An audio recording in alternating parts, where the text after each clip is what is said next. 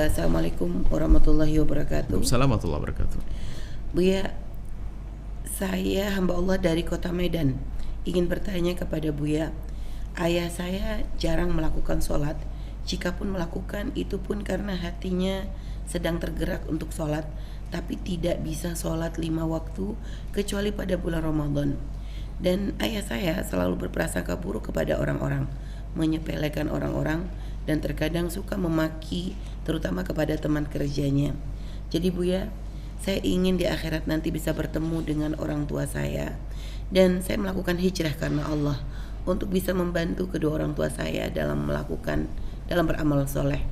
Pertanyaan saya Buya, apa yang harus saya lakukan agar amal yang saya lakukan ini dapat membantu meringankan hukuman orang tua saya dan bisa bertemu, dan sehingga kami bisa bertemu di akhirat kelak. Sekian dan terima kasih Buya, mohon pencerahannya. Baik, ini berlaku kepada siapapun ya. Jika ada sanak kerabat dan saudaranya melanggar Allah seperti tidak melakukan sholat, maka tanda kasih dan sayang kita agar dia selamat dan juga kita juga tidak dosa, kemudian buahnya bertemu di surga nanti, adalah kita yang mengingatkan.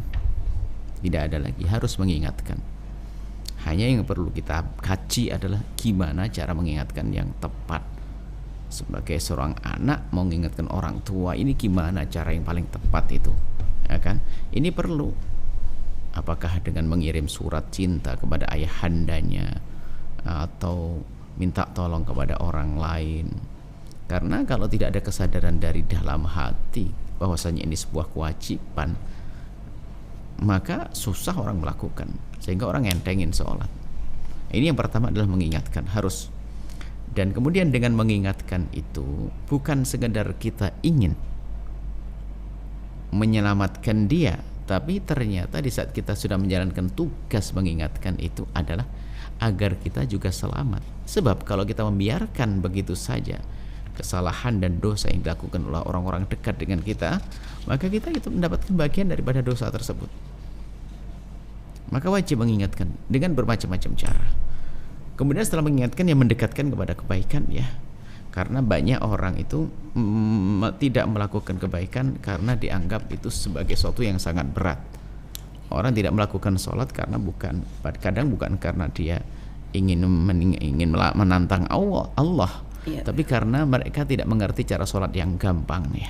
Di saat di pemergian kan ada namanya jamak, kemudian ada qasar, segala macam, tidak bisa dengan air pun dengan tayamum. Itu sebenarnya kemudahan-kemudahan di dalam sholat. Maka banyak sekali orang yang ogah-ogahan melakukan sholat itu karena apa? Yang membimbing kadang itu salah. Nah ini perlu kita lacak. Kenapa kok sampai dia nggak mau sholat, ya kan? Atau mungkin karena kita kalau ngomong itu pakai marah terus, sehingga jadi nek dia. Yang sudah mau sholat jadi batalin sholat gara-gara perilaku kita, ya. Artinya kita sendiri harus koreksi diri. Bagus, Anda sebagai seorang anak merindukan untuk kebersamaan dengan orang tua, itu ya harus dong kebersamaan di surga nanti. Maka Anda beramal soleh, Anda ini, tapi jangan lupa juga mengingatkan orang tua, tentunya bahasa yang dengan cara yang paling tepat. Anda sambil merenung, apa sih yang paling tepat untuk orang tua saya, gitu, insyaallah.